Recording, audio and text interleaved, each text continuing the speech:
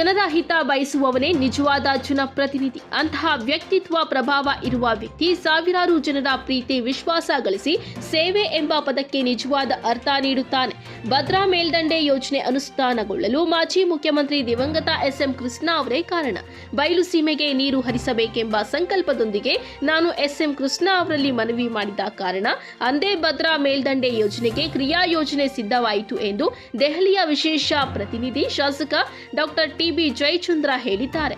ಶಿರಾ ತಾಲೂಕಿನ ಗೌಡಿಕೆರೆ ಹೋಬಳಿಯ ಹುಣಸೇಹಳ್ಳಿ ಗ್ರಾಮದಲ್ಲಿ ಶುಕ್ರವಾರ ನಡೆದ ಸಮಾಜ ಸೇವಕ ಕಾಂಗ್ರೆಸ್ ಹಿರಿಯ ಮುಖಂಡ ಎಚ್.ಪಿ. ಶಶಿಧರ್ ಹುಣಸೇಹಳ್ಳಿ ಅವರ 70ನೇ ಸಂಭ್ರಮ ಕಾರ್ಯಕ್ರಮದಲ್ಲಿ ಪಾಲ್ಗೊಂಡು ಮಾತನಾಡಿದ್ದಾರೆ. ಶಿರಾ ಕ್ಷೇತ್ರವನ್ನ ತ್ರಿವೇಣಿ ಸಂಗಮ ಮಾಡುವ ಸಂಕಲ್ಪ ಅತಿ ಶೀಘ್ರದಲ್ಲಿಯೇ ಈಡೇರಲಿದ್ದು ಎತ್ತಿನಹೊಳೆ, ಭದ್ರಾ ಮೇಲ್ದಂಡೆ, ಹೇಮಾವತಿ ಸಂಗಮವಾಗಲಿದೆ. ಹುಣಸೇಹಳ್ಳಿ, ಮೇಲೆಕೋಟೆ, ಹೇರೂರು ಸೇರಿದಂತೆ ಈ ಭಾಗದ ಕೆರೆಗಳಿಗೆ ನೀರು ಹರಿಸುವ ಉದ್ದೇಶ ಹೊಂದಿದ್ದು, ವಾಣಿ ವಿಲಾಸ ಡ್ಯಾಂನಿಂದ ಗಾಯತ್ರಿ ಜಲಾಶಯಕ್ಕೆ ನೀರು ಹರಿಸುವ ಉದ್ದೇಶ ಸರ್ಕಾರ ಹೊಂದಿದ್ದು, ಈ ಬಗ್ಗೆ ಮುಖ್ಯಮಂತ್ರಿ ಸಿದ್ದರಾಮಯ್ಯನವರ ಹತ್ತಿರ ನೀರಿನ ಲಭ್ಯತೆ ಬಗ್ಗೆ ಮಾತನಾಡಿದ್ದೇನೆ. ಮುಖ್ಯಮಂತ್ರಿಗಳು ಸಕಾರಾತ್ಮಕವಾಗಿ ಸ್ಪಂದಿಸಿದ್ದು, ಅತಿ ಶೀಘ್ರದಲ್ಲಿಯೇ ಕ್ರಿಯಾ ಯೋಜನೆ ರೂಪುಗೊಳ್ಳಲಿದೆ ಎಂದು ಹೇಳಿದ್ದಾರೆ. ಸಮಾಜ ಸೇವಕ ಎಚ್.ಪಿ. ಶಶಿಧರ್ ಅವರ ಬದ್ಧತೆ, ಜನಪರ ಕಾಳಜಿಯಿಂದ ಈ ಭಾಗದಲ್ಲಿ ಹಲವು ಬ್ಯಾರೇಜ್ಗಳು ನಿರ್ಮಾಣ ಮಾಡಲು ಸಹಕಾರಿಯಾಗಿದೆ. ಶಿರಾ ತಾಲೂಕಿನಲ್ಲಿ 44 ಬ್ಯಾರೇಜ್ಗಳನ್ನು ನಿರ್ಮಾಣ ಮಾಡಿದ ಕಾರಣ ಅಂತರ್ಜಲ ಮಟ್ಟ ಹೆಚ್ಚಾಗಿ ಶಿರಾ ತಾಲೂಕಿನಲ್ಲಿ ಕುಡಿಯುವ ನೀರಿನ ಸಮಸ್ಯೆ ಶಾಶ್ವತವಾಗಿ ನೀಗಿದೆ ಎಂದರು. ವಿಧಾನ ಪರಿಷತ್ ಸದಸ್ಯ ಚಿದಾನಂದ ಎಂ ಗೌಡ ಮಾತನಾಡಿ, ಜನರ ಸಮಸ್ಯೆ ಕಷ್ಟಗಳಿಗೆ ಸ್ಪಂದಿಸಿ ಸೇವೆ ಮಾಡುವ ಪ್ರಸಕ್ತ ರಾಜಕೀಯ ವ್ಯಕ್ತಿಗಳಲ್ಲಿ ಸೇವೆಯಿಂದಲೇ ಜನ ಮೆಚ್ಚುಗೆ ಪಡೆದ ಅಪರೂಪದ ವ್ಯಕ್ತಿ ಶಶಿಧರ ಹುಣಸೇಹಳ್ಳಿ ಅವರು ಎಂದು ಹೇಳಿದ್ದಾರೆ. 70ರ ಸಂಭ್ರಮದಲ್ಲಿ ಅಭಿಮಾನಿಗಳಿಂದ ಸನ್ಮಾನ ಸ್ವೀಕರಿಸಿ ಮಾತನಾಡಿದ ಶಶಿಧರ ಹುಣಸೇಹಳ್ಳಿ, ವಿದ್ಯಾರ್ಥಿ ಜೀವನದಿಂದಲೇ ಜನ ಸೇವೆ ಮಾಡಿ ಜನರಲ್ಲಿಯೇ ಭಗವಂತನನ್ನ ಕಾಣುವಂತಹ ಪ್ರವೃತ್ತಿಯನ್ನ ಬೆಳೆಸಿಕೊಂಡಿದ್ದೇನೆ. ನಿಮ್ಮ ಈ ಪ್ರೀತಿ ವಿಶ್ವಾಸ ನನ್ನ ಜೀವಮಾನದಲ್ಲಿ ಎಂದು ಮರೆಯಲು ಸಾಧ್ಯವಿಲ್ಲ. ಹುಣಸೇಹಳ್ಳಿ ಭಾಗದ ರೈತರು ಮತ್ತು ಜನಸಾಮಾನ್ಯರು ನೆಮ್ಮದಿ ಜೀವನ ಮಾಡಬೇಕೆಂದರೆ ಶಿರಾ ಕ್ಷೇತ್ರದ ಶಾಸಕರಾದ ಟಿ.ಬಿ. ಜಯಚಂದ್ರ ಅವರು ವಾಣಿ ವಿಲಾಸ ಜಲಾಶಯದಿಂದ ಗಾಯತ್ರಿ ಜಲಾಶಯಕ್ಕೆ ನೀರು ಹರಿಸಬೇಕು. ಇದು ನಮ್ಮೆಲ್ಲರ ಮಹತ್ವಾಕಾಂಕ್ಷೆಯ ಒತ್ತಾಯ ಎಂದರು. ಮಾಜಿ ಶಾಸಕ ಸಾಲಿಂಗಯ್ಯ, ಶಿರಾ ಬ್ಲಾಕ್ ಕಾಂಗ್ರೆಸ್ ಅಧ್ಯಕ್ಷ ಪಿ.ಆರ್. ಮಂಜುನಾಥ್, ಪ್ರಧಾನ ಕಾರ್ಯದರ್ಶಿ ಶಿವು ಚಂಗಾವರ, ಡಿಸಿಸಿ ಬ್ಯಾಂಕ್ ನಿರ್ದೇಶಕ ರವಿ, ನಗರಸಭೆ ಸದಸ್ಯ ಎನ್ಎಲ್ ರಂಗನಾಥ್, ಎಪಿಎಂಸಿ ಮಾಜಿ ಅಧ್ಯಕ್ಷ ಶಶಿಧರ ಗೌಡ, ಕಾಂಗ್ರೆಸ್ ಮುಖಂಡರಾದ ತ್ಯಾಗರಾಜಪ್ಪ, ಸತ್ಯನಾರಾಯಣ, ಸಂಕಾಪುರ ಚಿದಾನಂದ, ನಗರಸಭೆ ಮಾಜಿ ಸದಸ್ಯ ರಾಜಣ್ಣ, ಪಿಡಿಒ ನಾಗರಾಜ್, ವಾಚರಹಳ್ಳಿ ರಮೇಶ್, ತಾಲೂಕು ಪಂಚಾಯಿತಿ ಎಡಿ ಕನಕಪ್ಪ, ಪಿಡಿಒ ವಿಜಯ್, ಜನಾರ್ದನ್, ಹಾರೂಕೆರೆ ಮಹೇಶ್, ಯುವರಾಜ ಸೇರಿದಂತೆ ಹಲವಾರು ಮುಖಂಡರು, ಅಭಿಮಾನಿಗಳು ಉಪಸ್ಥಿತರಿದ್ದರು. ನಾನು ಶಶಿಧರ್ ಅವರು ಬಹಳ ವರ್ಷಗಳಿಂದ ಸ್ನೇಹಿತರು. ನಾನು ಒಂದು ಸಿರಾದಲ್ಲಿ ಇಂಜಿನಿಯರ್ಗಳ ಹತ್ರ ಮಾತಾಡ್ತಾ ಕೂತಿದ್ದೆ. ನಾನು ಶಶಿ ಬಂದಿದ್ದಾರೆ ಅನ್ನೋದೇ ನಾನು ನೋಡಲಿಲ್ಲ. ನಾನೆಲ್ಲ ನೀರಾವರಿ ವಿಚಾರದಲ್ಲೇ ಮಗ್ನ ಆಗಿದ್ದೆ. ನನ್ನ ಸಡನ್ ಆಗಿ ತಿಳ್ಕೊಂಬಿಟ್ರು. ನನಗೆ ಏನು ಸರ್ ಇಷ್ಟೊತ್ತು ಬಂದು ಕಾಯ್ತಾ ಇದ್ದೀವಿ, ಬರೀ ನೀರು ನೀರು ನೀರು ಅಂತೀರಾ ಅಂತ. ಬಹುಶಃ ಅವತ್ತು ಆ ರೀತಿಯಾಗಿ ನೀರಿಗೆ ಹೋರಾಟ ಮಾಡದಲ್ಲೇ ಇದ್ರೆ ಇವತ್ತು ಪ್ರತಿಫಲ ಸಿಕ್ತಿರಲಿಲ್ಲ ಅನ್ನೋದಕ್ಕೆ, ಸಿಕ್ಕಿದೆ ಅನ್ನೋದಕ್ಕೆ ಇವತ್ತು ನಿಮ್ಮ ಬ್ಯಾರೇಜ್ಗಳು ತುಂಬಿರ್ತಕ್ಕಂಥದ್ದೇ ಸಾಕ್ಷ್ಯ. ಇವತ್ತು ಅದೇನು ಕಾರಣನೋ ಗೊತ್ತಿಲ್ಲ, ಕೊರಟಗೆರೆ ಮಧುಗಿರಿನಲ್ಲಿ ಮಳೆ ಆಗಿದೆ, ಸಿರಾದಲ್ಲಿಲ್ಲ, ಚಿಕ್ಕನಾಯಕನಹಳ್ಳಿ ಇಲ್ಲ, ತಿಪ್ಟೂರಿಲ್ಲ. ತಿಪ್ಟೂರು ಮತ್ತು ಚಿಕ್ಕನಾಯಕನಹಳ್ಳಿಯಿಂದ ಹೆಚ್ಚು ಮಳೆಯಾಗಿ ನೀರು ಬಂದರೆ ಮಾತ್ರ ಈ ಭಾಗಕ್ಕೆ ಯಾವ್ಯಾವುದೋ ರೀತಿಯಲ್ಲಿ ನೀರು ಬರೋದಕ್ಕೆ ಸಾಧ್ಯ ಆಗ್ತದೆ. ಆದರೆ ಎಲ್ಲೋ ಒಂದು ಕಡೆಗೆ ಮಳೆ ಬರಲಿಲ್ಲ. ನನಗೆ ಅತ್ಯಂತ ಕಷ್ಟದ ಸಮಯ ಎದುರಾಗ್ತದೆ ಅಂತೇಳಿ ಭಾವಿಸಿದ್ದೆ. ನಾನು ಹೇಮಾವತಿಯ ನೀರನ್ನು ಹರಿಸುವಂಥ ಪ್ರಯತ್ನವನ್ನು ಮಾಡಿದ್ದು ಇವತ್ತು ಸಾರ್ಥಕ ಆಗಿದೆ ಅಂತೇಳಿ ನನಗನ್ನಿಸ್ತದೆ. ಕಾರಣ ಏನು ಅಂತ ಹೇಳಿದ್ರೆ, ಅದು ಮಂಜೂರಾಗಿರ್ತಕ್ಕಂಥದ್ದು ಕೇವಲ 13 ಕೆರೆಗಳಿಗೆ ಮಾತ್ರ. 13 ಕೆರೆಯಾಗಿದ್ದರೆ ಇವತ್ತು ತುಂಬಿರ್ತಕ್ಕಂಥದ್ದು ಎಷ್ಟು ಅಂತ ಹೇಳಿದ್ರೆ ಸುಮಾರು 75 ಬ್ಯಾರೇಜ್ಗಳು ಮತ್ತು ಕೆರೆಗಳಿಗೆ ತುಂಬಿರ್ತಕ್ಕಂಥದ್ದನ್ನು ನಾವು ನೋಡ್ತೇವೆ. ಇದು ಹೇಮಾವತಿಯ ನೀರು ಬಾರದಲ್ಲಿ ಇದ್ದಿದ್ರೆ ನಮ್ಮ ಪರಿಸ್ಥಿತಿ ಏನಾಗ್ತಿತ್ತು, ಈ ವರ್ಷ ಏನಾಗ್ತಿತ್ತು ಅನ್ನತಕ್ಕಂಥದ್ದನ್ನು ಯೋಚನೆ ಮಾಡೋದ್ರ ಜೊತೆಗೆ ಇದಕ್ಕೆ ಸಹಾಯ ಮಾಡಿದಂಥವ್ರನ್ನ ನಾವು ನೆನೆಸಬೇಕಾಗ್ತದೆ. ಎಸ್.ಎಂ. ಕೃಷ್ಣರವರು ಮುಖ್ಯಮಂತ್ರಿಗಳು, ಅವರು ನನಗೂ ಅವ್ರಿಗೂ ಏನೋ ಅವಿನಾಭಾವ ಸಂಬಂಧನೋ. ನಾನು ಒಂಥರ ತಂದೆ ಮಗನ ರೀತಿಯಲ್ಲಿ ಇರ್ತಿದ್ದೆ. ನಾನು ಶಿವಕುಮಾರ್ ಯಾವಾಗಲೂ ಕೂಡ ಜೊತೆಲಿ ಇರ್ತಿದ್ವಿ. ಅವರ ಜೊತೆಲಿದ್ದು ಅವ್ರ ಜೊತೆಯಲ್ಲೇ ಬೆಳೆದ್ವಿ. ನಾನು ರಾಜಕೀಯಕ್ಕಿಂತ ಹೆಚ್ಚು ಒತ್ತು ಕೊಟ್ಟಿದ್ದು ಅಂತಂದ್ರೆ ನೀರಾವರಿ ಕ್ಷೇತ್ರಕ್ಕೆ ಒತ್ತು ಕೊಟ್ಟ ಫಲದಿಂದಾಗಿ ಇವತ್ತು ಹೇಮಾವತಿ ನೀರು ಬರೋದಕ್ಕೆ ಸಾಧ್ಯ ಆಯಿತು. ಅದಕ್ಕೆ ಎಷ್ಟು ಕಷ್ಟ ಆಯಿತು ಅಂತಕ್ಕಂಥದ್ದನ್ನು ನಾನು ಹೇಳೋದಕ್ಕೆ ಸಾಧ್ಯ ಇಲ್ಲ. ಅದನ್ನು ಕೋರ್ಟ್ಗೆ ವ್ಯಾಜ್ಯ ಹೋಯ್ತು. ಆದಾಗ್ಯೂ ಕೂಡ ನೀರನ್ನು ತರುವಂಥ ಹಠವನ್ನು ನಾನು ಬಿಡದಲೇ ನೀರು ತಂದ ಪ್ರಯುಕ್ತ ಇವತ್ತು ಎಲ್ಲ ಕೆರೆಗಳು ಕೂಡ ತುಂಬುವಂಥ ಕೆಲಸ ಆಗಿದೆ. ನಾನೀಗ ಬರಬೇಕಾದಾಗ ದೇವರಹಳ್ಳಿ ಕೆರೆಗೆ ಬಾಗಣ ಬಿಟ್ಟು ಇವತ್ತು ಇಲ್ಲಿ ಬಂದಿದ್ದೇನೆ. ಇವತ್ತಿಲ್ಲಿ ಹುಣಸೆ ಹೇರೂರು ಮತ್ತು ನಾರಾಯಣಪುರ ಬ್ಯಾರೇಜನ್ನು ನೀರು ನೋಡಬೇಕು ಅಂತ ಆಸೆ ಇತ್ತು. ಇವತ್ತಲ್ಲಿ ಪೂಜೆ ಮಾಡ್ಬೋದು ಅಂತ ನಾನು ಲೆಕ್ಕ ಹಾಕೊಂಡಿದ್ದೆ. ಅದು ಬೇಡ, ಇನ್ನೊಂದು ದಿವಸ ಇಟ್ಕೊಳ್ಳೋಣ, ಈ ಕಾರ್ಯಕ್ರಮದಲ್ಲಿ ನೀವು ಇರ್ರಿ ಅಂತಕ್ಕಂಥ ಮಾತನ್ನು ಹೇಳಿದಾಗ ನಾನು ಒಪ್ಕೊಂಡು ಬಂದಿದ್ದೇನೆ. ನನಗೆ ಈ ಸಂದರ್ಭದಲ್ಲಿ ಹೆಚ್ಚು ಮಾತಾಡೋಕ್ಕೆ ಹೋಗೋದಿಲ್ಲ. ನಾನು ಇಷ್ಟೇ ಹೇಳ್ತೀನಿ, ಬಹುಶಃ ರಾಜಕೀಯ ಜೀವನ ಎಷ್ಟು ಕಷ್ಟ ಅಂದರೆ ಶಶಿ ಹೇಳ್ತಾ ಇದ್ದ, ಹೇಳಬೇಕಾದಾಗ ಎಷ್ಟು ಕಷ್ಟ ಇದೆ ಅಂತಕ್ಕಂಥದ್ದು ಅರ್ಥ ಆಗ್ತದೆ. ರಾಜಕೀಯ ಜೀವನ ಅಂತಂದರೆ ನಾವು ತಿಳ್ಕೊಂಡಿರುವಷ್ಟು ಸುಖದ ಸುಪ್ಪತ್ತಿಗೆ ಅಲ್ಲ. ಯಾವತ್ತೂ ಕೂಡ ಜನಕ್ಕೆ ನಾಡಿ ಮಿಡಿತವನ್ನು ಅರ್ಥ ಮಾಡಿಕೊಂಡು ಜನರಿಗೆ ಸ್ಪಂದಿಸ್ತಕ್ಕಂಥದ್ದು ಇದೆಯಲ್ಲ, ಅದು ಬಹಳ ಕಷ್ಟದ ಕೆಲಸ.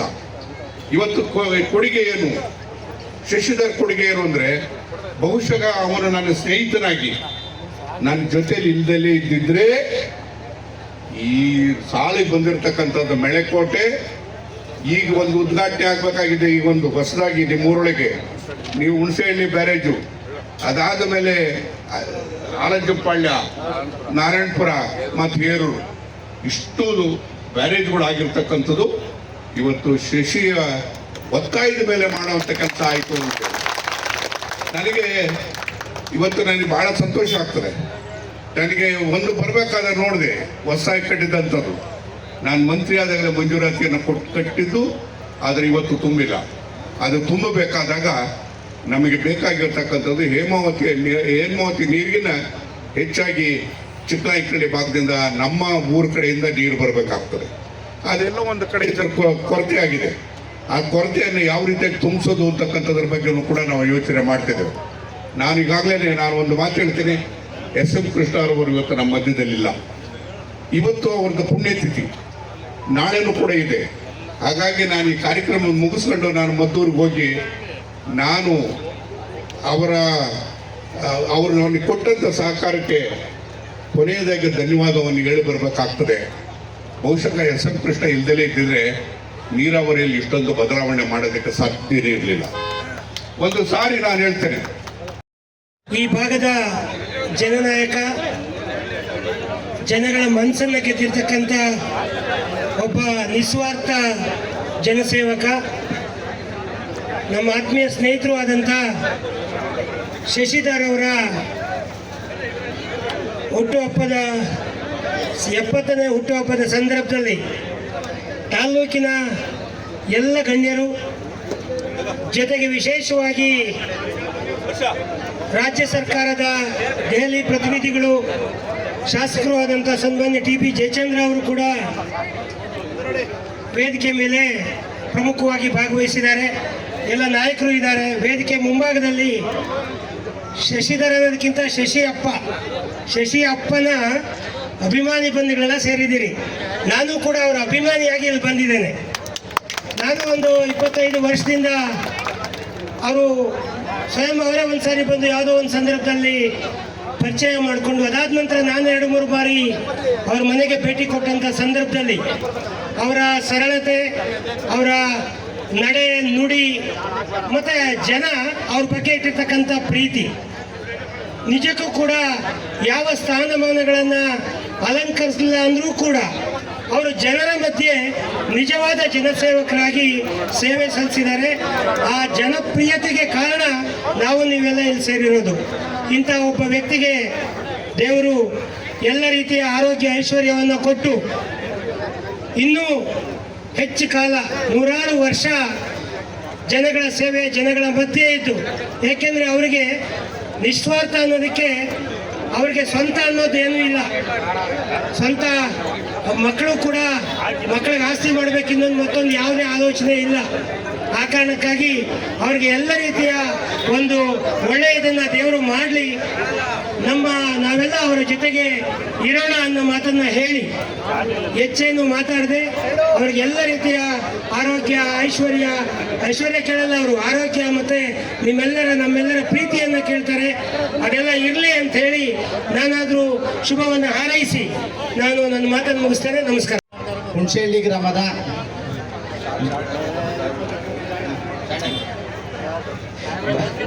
ಬಡವರ ಬಂಧು, ದೀನದಲಿತರ ಆಶಾಕಿರಣ.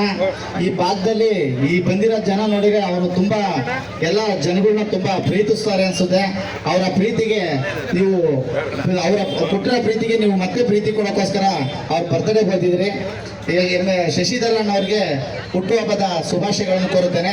ಹಾಗೆ ಈಗ ನಮ್ಮ ತಾಲೂಕಿನ ಜನಪ್ರಿಯ ಶಾಸಕರು ಹಾಗೂ ದೆಹಲಿ ವಿಶೇಷ ಪ್ರತಿನಿಧಿಗಳು ಆದಂತ ಅವರ ಒಂದು ನೀರಾವರಿ ಹಾಗೂ ಅವರ ಒಂದು ಕಾರ್ಯವೈಖರಿಯನ್ನು ಮೆಚ್ಚಿ ಕರ್ನಾಟಕ ಸರ್ಕಾರ ಅವರಿಗೆ 2024 ಮತ್ತು 25ನೇ ಸಾಲಿನ ಅತ್ಯುತ್ತಮ ಶಾಸಕ ಪ್ರಶಸ್ತಿ ಲಭಿಸಿದೆ. ಈ ತಾಲೂಕಲ್ಲಿ ಈ ಬರದ ನಾಡಿನ ಒಬ್ಬ ಭಗೀರಥನಿಗೆ ಈ ರಾಜ್ಯದಲ್ಲೇ ಒಂದು ಉತ್ತಮ ಅಂದ್ರೆ 224 ಜನ ಶಾಸಕರಲ್ಲಿ ಅವರಿಗೆ ಅತ್ಯುತ್ತಮ ಶಾಸಕ ಪ್ರಶಸ್ತಿ ಬಂದಿದೆ. ಅದನ್ನ ನಿಮಗೆ ತಿಳಿಸಲು ನಾವು ಹರ್ಷಿಸುತ್ತೇವೆ. ಕೆಲವರು ಗೊತ್ತಿರುತ್ತೆ, ಕೆಲವರು ಗೊತ್ತಿರಲ್ಲ. ಈ ಶ್ರೀಯುತ ಡಾಕ್ಟರ್ TB ಜಯಚಂದ್ರ ಸಾಹೇಬರಿಗೆ ಮೊನ್ನೆ ರೀಸೆಂಟ್ ಆಗಿ ಸಮೇತ ಡಾಕ್ಟರೇಟ್ ಪದವಿನೂ ಬಂದಿತ್ತು. ಈಗ ಅತ್ಯುತ್ತಮ ಪ್ರಶಸ್ತಿ ಬಂದಿದೆ. ಮುಂದಿನ ದಿನಗಳಲ್ಲಿ ಅವರು ಮಂತ್ರಿಯಾಗಿ ಬರಲಿ ಅನ್ನೋದು ನಮ್ಮ ಆಶಯ. ಅವ್ರಿಗೆ ತುಂಬ ಹೃದಯದ ಅಭಿನಂದನೆಗಳು ಸಲ್ಲಿಸ್ತೀನಿ. ಜೈ ಹಿಂದ್, ಜೈ ಕರ್ನಾಟಕ ಮಾತು. ಈ ದಿವಸ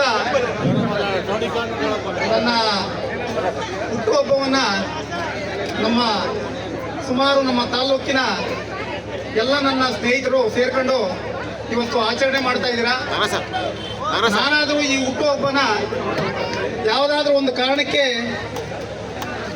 ಇವತ್ತು ನಡೆಸಬೇಕು ಅನ್ನೋ ಮನಸ್ಸಿನಲ್ಲಿ ಇಟ್ಕೊಂಡು ಇವತ್ತು ನಾವು ನಮ್ಮ ಶಾಸಕರಾದಂಥ ಜಯಚಂದ್ರ ಸಾಹೇಬರು ಹಾಗೂ ಕರ್ನಾಟಕ ಸರ್ಕಾರದ ದೆಹಲಿ ಪ್ರತಿನಿಧಿ ಆಗಿರತಕ್ಕಂಥ ನಮ್ಮ ಜಯಚಂದ್ರ ಸಾಹೇಬರಿಗೆ ನಾವು ಒಂದು ಭಿನ್ನ ಒತ್ತಡೆಯನ್ನು ಈ ಸಂದರ್ಭದಲ್ಲಿ ಕೊಡಲಿಕ್ಕೆ ನಾವೆಲ್ಲ ತಯಾರಾಗಿದ್ದೀವಿ. ಆ ವಿಚಾರ ಏನಂದರೆ, ನಾನಿಲ್ಲಿ ಓದ್ತೀನಿ. ಭಿನ್ನ ಒತ್ತಡೆ. ಸನ್ಮಾನ್ಯ TB ಜಯಚಂದ್ರರವರಿಗೆ ಶಾಸಕರು ಸಿರಾ ಕ್ಷೇತ್ರ ಹಾಗೂ ದೆಹಲಿ ವಿಶೇಷ ಪ್ರತಿನಿಧಿಗಳು ಕರ್ನಾಟಕ ಸರ್ಕಾರ ಬೆಂಗಳೂರು.